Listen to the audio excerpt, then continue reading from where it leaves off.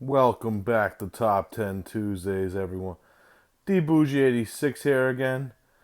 And this week's topic for Top 10 Tuesdays is we're doing our favorite monster horror films. Well, I was thinking about it, and when I was making up my list, I had a few different lists.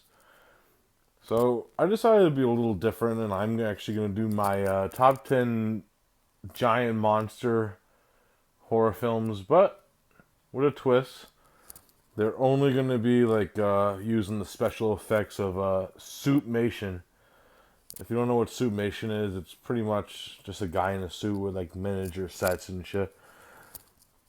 And with that being said, it's gonna have no like King Kong like the original on it, which I love. But I wanted to like do like a list of like something a little different. So I decided to do a list of just like monsters that are made by like Suitmation and that are big and terrifying and all that good shit. So let's get into this. At number 10, we have this film from. What company made this? Nikisatsu Company Productions made this. And that's Gappa, the Triphibian Monsters. You, This actually goes by a different title also. It goes by the title Monster from a Prehistoric Planet, which the title itself doesn't really make sense. This film is in public domain. It has a lot of various editions under its title Monster from a Prehistoric Planet. But this is actually the only like widescreen edition of this film from Tokyo Shock. This edition is actually out of print right now. It goes for crazy money, this edition of this film. Uh, Good thing, it's actually a remake also, this film, of a film that might be appearing later on the list. So I'll get into that when I get to that film, what the basic story of this one is. You'll probably know what I'm talking about. So, yeah, Gappa the Triphibian Monsters at number 10. At number 9, we have Deep Sea Monster Raiga versus the Battleship Yamata. This is a bootleg I have. This film actually doesn't have a release in the States. I got this from that company right there, if you can see it on the top. Just search for that and if you want a copy of this. It's a very interesting film that takes historical facts and puts them into a giant monster film. If you know the story of the battleship Yamata, you know how this film ends. But they add like this side story of them fighting like this giant sea monster. And the sea monster looks great. There's a few like things that do bother me about this film though, like because it's a low skilled film, they actually made like all the ships like CGI'd, which understands the budget and shit. They didn't have like a budget to build like ships on the ocean because it was low budget. But other than that, it's still a really interesting film with some Raga is fucking awesome if you see on the. And the cool thing about this actually has a really interesting cast of like film guys that were in kaiju films before. Like the one guy on the corner here, he was the cop in the Gamera trilogy. If you've seen that, he actually is a recurring role in those films. And this guy right here, who plays the captain of the Yamamata, he's actually fuck, I can't think of his name, but he played Ultraman. He's actually the guy who played the original Ultraman. So that's kind of cool that they did that. I recommend this film. It's a fun ride. That's a number 9. Number 8, we have Young Gary, Monster from the Deep. Now, this film has a very interesting history behind it. If you haven't known about this film, this is actually a Korean giant monster film. And what happened was when the Koreans were giving this film to the U.S., they actually sent them over the whole negative of the film, and they U.S. chopped it up and cut it up. It was they didn't send them a copy of it, so the whole intact, the only like intact version of the film is this U.S. dub cut because of what happened. There's actually I believe there's like a 40-minute version in Korean of the Korean cut still available. They have it in like a vault. But this is the only attack version of the whole film, which is there's actually a really good commentary track on this. If you haven't seen this edition by Kino, highly recommend Young Guri.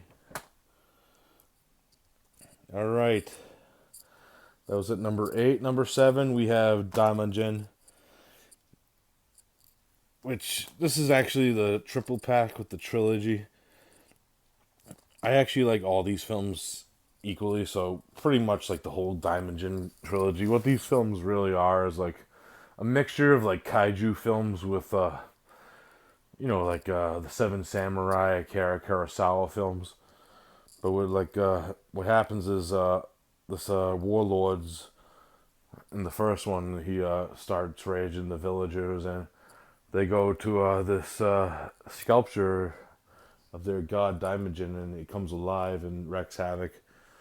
But it's a vengeful god, and if after it starts attacking the bad guys, it goes after the good people too. It doesn't reason it's a vengeful god, and it brings its wrath on whoever when it's awakened. Really cool stuff. I actually really dig this. These are from Dai Studios, the same guys who actually did the Gamera films. And the cool thing about this is the scores are by Akira Ikefube, who most notably known for like his Godzilla scores and Ishiro Honda scores. And it's really interesting because he actually reuses a lot of his this theme in particular in a lot of like his later Godzilla films, especially in Godzilla versus King Ghidorah from the 90s. Really interesting stuff. If you're not really like a giant monster film lover, you don't notice that. But I actually like that too because it gives you hints like of the past. If you haven't watched any of like the older like Godzilla films, you'll still hear like music. If you're like a giant kaiju lover like me and like a bunch of other like kaiju lovers, you might notice that like when you're watching like films with Ikefube's music. But it's cool. I like those little nods and shit that brings like these new, especially in the 90s ones, he brings a lot of touches from like the films that he did in the past. Which you could say he's just being lazy and reusing scores, but I still dig it. So Daimajin at number 7, I believe. Alright, number 6, we have the film that actually Gapper is a remake of, and that is Gorgo. This is a British giant monster film. This film is actually directed by Eugene Laurie, who most people would probably, his most famous film was probably Beast from 20,000 Phantoms. He went on to do also like The Giant Behemoth. He worked with a lot of good like stop motion animation in his career, like Ray Harryhausen with The Beast, and Willis O'Brien, of course, with The Giant Behemoth, who actually did the stop motion for King Kong also. And this is very interesting because this is a Suitmation monster movie. With this movie, so they capture like this creature and bring him back to London because he's terrorizing like the ocean side. And what happens is they find out that it's an infant, and its mother comes and tries to get its child back. Pretty much the same story with Gapper. It's a little different, but it's pretty much the same major story. And I really like that because it really shows like parenthood and shit like that and stuff with giant monsters. They have like a soul and shit. So Gorgo's at number 6. At number 5 we have, well, I could actually choose any one of these films, but that's gonna be from the Gamera trilogy, Gamera Revenge of Iris. if you haven't seen any of these films, they follow like Gamera's like trying to stop the Gauss and shit. And then part two, he fights Legion. Part three is actually a really interesting story because there's these things with like this girl from whose parents were killed during Gamera's first attack in part one when he was fighting Gauss. Her parents were actually killed in that when Gamera was fighting Gauss during that battle. And she has held a grudge against Gamera all these years, and she finds this egg in this cave, which gives birth to Irish, which starts out very little. He's like a squid-like creature, but then he turns into like this weird, like shell-like giant kaiju with fucking spikes and shit. And she uses him to get her revenge on Gamera, and it's an all-out epic battle at the end. Very strange stuff happens in this film, and I really like that about that. The ending is ambiguous. It makes you wonder what's going to actually happen at the end of the film. I really like that. I actually really enjoy this whole trilogy. I highly recommend this release by Mill Creek, of all companies. Awesome release right there. All right, number 4, we have one of. I was deciding if I was gonna actually put another Godzilla film on this, and I decided, why not? And that one, of course, is I'm gonna show this close up because this is the double pack. I actually do own this on like regular DVD. It's at my nephew's house right now. I got him into a lot of Godzilla, and that's this film right here: GMK, Godzilla, Mothra, and King Ghidorah.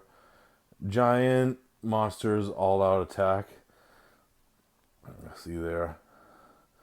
Now, actually, if you don't know anything about this film is actually from the director of the Gamera trilogy, who actually is really a kaiju lover, as you can tell, because of the stories and the mythology he uses in this film, and with the Gamera trilogy. I really like how he envisioned the different Mothra and King Ghidorah from these other like King Ghidorah is actually a good guy in this film. Godzilla is evil as all hell in this film. I really like that about that because I like Godzilla when he was bad, and he's fucking bad as shit in this with his white eyes, if you can see him there. Really scary impression on Godzilla's face in this film. This film has a really cool soundtrack and shit. They actually do use like the famous like Akira Gufube Godzilla theme at the right part of the film. You'll hear it and you'll be like, yes, awesome film, GMK. I can't highly recommend that enough, especially if you're a Godzilla fan. All right, at number 4, no, number 3, my bad. We got Rodan. I really dig Rodan a lot. It's a really interesting kaiju film. Ishiro Honda's follow up to Godzilla.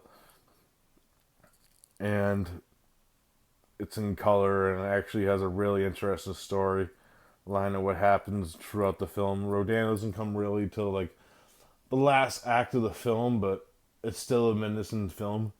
It has an airy score by Ikefube that's really brilliant, with like this low French horn and the classic Rodan theme. Really love Rodan. Great film.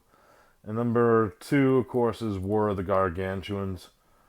Fucking, if you're a fan of like all out monster battles, this is the film for you. It's really brilliant with these two like giant, like what they described as, this is actually a sequel to another kaiju film, Frankenstein Conquers the World, which I actually don't own. I've seen it before though, where these two creatures came from that creature. They were like mutated from it, according to the script. And yeah, I just like the characteristics and the differentiations of these two like giant monsters. One's green, one's brown, one's more good, the other one's bad. And they just fight it out because they try to be brothers in one point, but at the end they have to fight to stop the other one. It's really satisfying. I really like the performances actually of the two monsters. because they do have like facial expressions, because it's really just two guys with like fur all over them. Really great shit right there. I really recommend War of the Gargantuan. It's one of the best like monster films of all time, in my opinion. And number one, no surprise if you can see him in the background there twice. Oh, Butterfingers, and that is Godzilla, of course, the Ishiro Honda classic that introduced the careers of everyone like E.G. Tsuburaya, Akira Ufukube, Ishiro Honda, of course. Really well done film. Ishiro Honda was actually wanted to make this film about like nuclear wars and shit, because he actually was there on Hiroshima, like filming like the aftermaths and shit, and he used that to his advantage because he was a army news like correspondent filming all this shit, and he used like the damage of like Godzilla's rampage to, and he put it like at, after Godzilla destroys Tokyo, makes it look exactly like what he's seen in Hiroshima. Really fucking outstanding film. I really watched the original version where they edited like Raymond Burr, the U.S. version, but then I finally saw the Japanese version. Highly superior. I really like the characters, Emiko, Dr. Serizawa, and their triangle and shit. Fucking awesome film. Godzilla, 10 out of 10 in my book. Awesome shit. Alright, guys, that's it for this week's Top 10 Tuesdays. As always, check out the other guys' videos. I think they all did like something a little different in this list. I hope you like this list. If a few honorable mentions like King Kong Escapes, King Kong versus Godzilla, I love those films too. I actually like a lot of like the kaiju films, like what else? Frankenstein Conquers the World, that's another good one. The Tokyo Shock DVD's out of print. Varan, I seen years ago. I rented it from the library. They lost that copy. The Tokyo Shock DVD's out of print. I only recommend the Japanese version because it cuts a whole lot of fucking shit out of it. Mysterions, which kind of is like sci-fi-ish, but it actually has like this giant robot called Mogera in it. It's like a kaiju, really good. Godzilla versus Mechagodzilla, the original. I actually like all the Mechagodzilla films, and this one is out of print, and I missed out on that Sony DVD when it first came out. I hope someone re-releases it down the line. Godzilla vs. Destroyer, hot wrenching for any Godzilla fan if you've seen that film. Not gonna give any spoilers if you haven't. Another one's like I like some of the Mothras. I actually highly recommend the Rebirth of Mothra trilogy. That's probably my favorite Mothra films. Mothra is not really my favorite of the bug kaiju, but I really like those ones, especially Part 3. That's probably my favorite. Ghidorah, the three-headed monster, of course. Awesome film where we actually introduced the Godzilla as the anti-hero and shit, but still effective. Destroy All Monsters, great film also. A lot of kaiju action, but I kind of think it suffers from its human story. Like a lot of these early kaiju films have to have like a strong human story to make them work, in my opinion. Godzilla vs. Gigan, also awesome shit. Yeah, it's pretty much like have a Pulgasari I never seen. It's like another Korean film that King Jao Il actually produced. Fucking crazy shit that he actually made a kaiju film. But other than that, I hope you enjoyed this list, and as always, I'll see you next Tuesday. Peace out, guys.